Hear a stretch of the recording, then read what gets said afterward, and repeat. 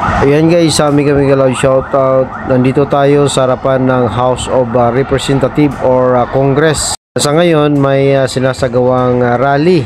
Ito guys, sa tagal ko nang nagko-cover sa mga rally, ito yung pinaka-action, pinaka-magulo or pinaka-madugo no, na rally na aking na cover. Dahil nga yung mga ralyesta talagang galit na galit at gustong-gustong talagang pasukin ang Congress. At nangyari pa, nagkainitan at nagkabatuhan.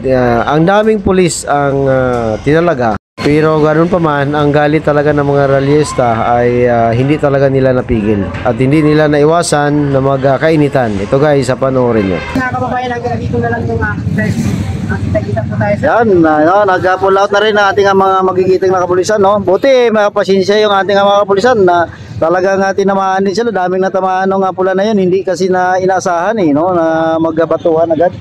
No?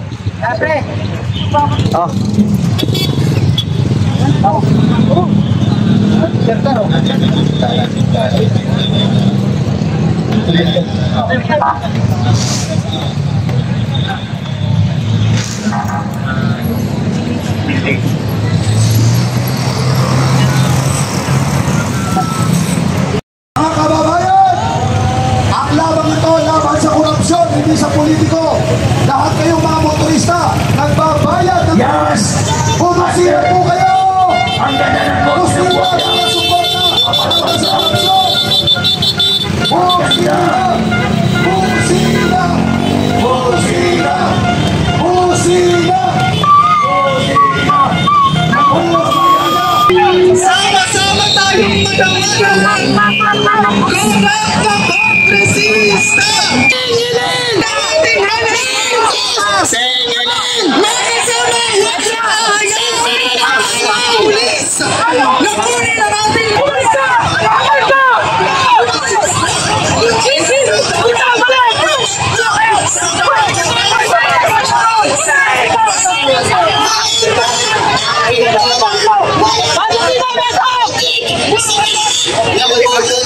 Sa mga kaibigan, ngayong araw, nasaksihin natin na walang ibang gawin ang kapulisan, kundi protektahan ang magnanakaw habang tinarahas ang mamamayang lumakas. Sa Kongreso lang pala ang mga putang ina nyo! Tama! Yun!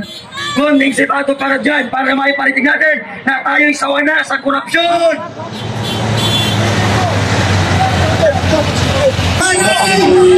Sama-sama tayong magawa ng kongresista. Ingala! Ingala! Yun, tapos na.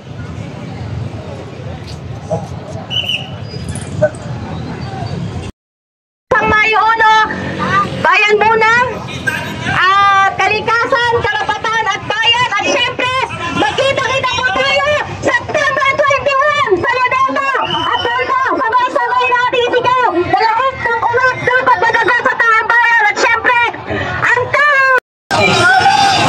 Tinamaan ako, guys! Tinamaan!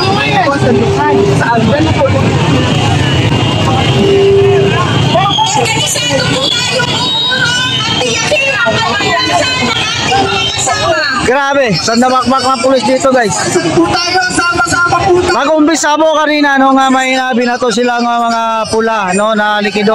Tinamaan niya ako sa paa guys, pero yan naman ay likido lang. So ito tutulak na sila no.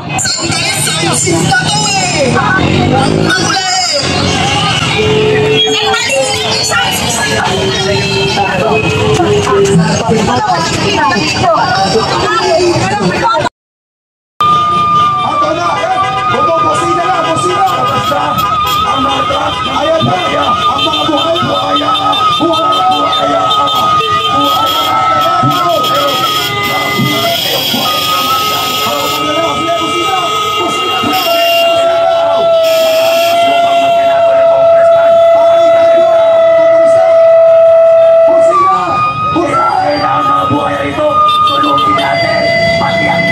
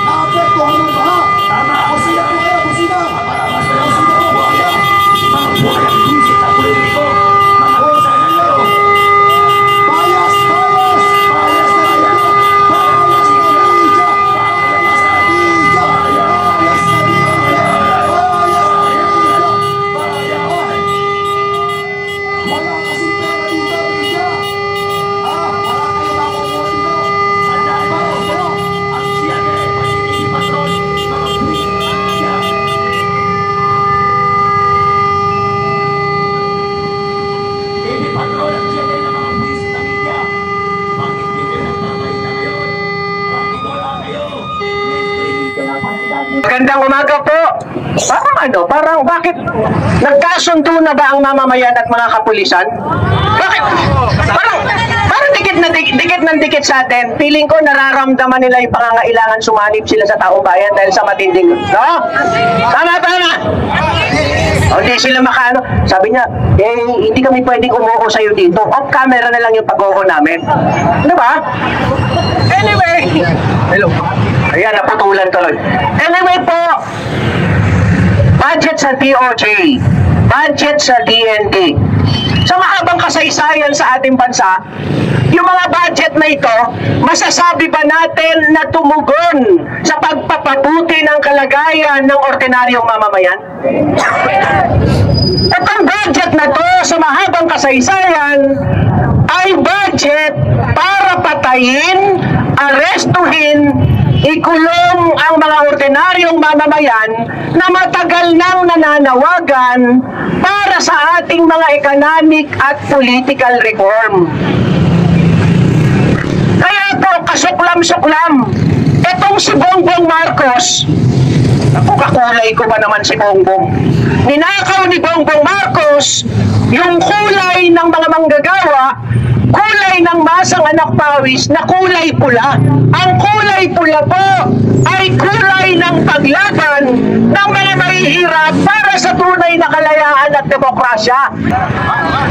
Mga kababayan, tignan nating mabuti ang kalagayan ng ating bansa. Pinagyabang ni Bongbong Marcos, wala na daw po ni isang active guerrilla fronts ang Communist Party of the Philippines, ang CPP-NPA sa kanayunan. Diba ang yabang niya? Ang yabang mismo ng AFP, ang yabang ng PNP, ang yabang ng NTF-ELCA. Nakakitang-kita natin sa budget. Bakit ang budget ay palaki ng palaki? Budget ng DND, ng militar at ng DOJ. Diba? Kung wala ng active guerrilla sa mga probinsya, eh bakit ang taas, bilyon-bilyon ang budget ng DOJ at ng DND? O, alam na. Sinungaling. Pangalawa, ibig sabihin nun, kung pinalalaki nila ang budget, ang ibig sabihin, nanakawin lang nila yan, kukurapin lang nila yan sa iba't ibang paraan. Kitang-kita po natin ang napakatinding pinsala sa ating mahal na bansa. Una, palaki ng palaki ang budget ng militar, palaki ng palaki ang budget ng confidential fund, napakatindi ng napaka-anomalya na budget na pinag-uusapan noong 2025 at 2026 na nalantad ng todo sa ating mga kababayan ang napakalalang nakawan sa usapin pa lamang po ng pondo sa flood control. Habang sa kabilang banda, tuloy-tuloy ang pagpapakatuta ni Bongbong Marcos sa imperialismo ng Estados Unidos, tinatraidor ang ordinaryong mamamayan. Pinapondohan pa natin. Ano ang kalagayan ng mga manggagawa? Instant po na ang bilyong-bilyong pondo na yan ay ilaan para sa national industrialization upang magkaroon tayo ng mga industriya at factory sa ating bansa para unti-unti rin malutas ang matagal na problema sa mababang sahod, kontraktualisasyon at ang usapin ng kalayaan sa pag-oorganisa ng unyon. Ano ang ginagawa? Nilalakihan yung pondo ng Armed Forces of the Philippines. Habang patuloy na binabaha ng saang sambayan ng Pilipino dahil sa mga kalamidad, lubog, ang mga sakahan ng mga kapatid dating magsasaka sa kanayunan, patuloy ang mga landslide sa mga probinsya,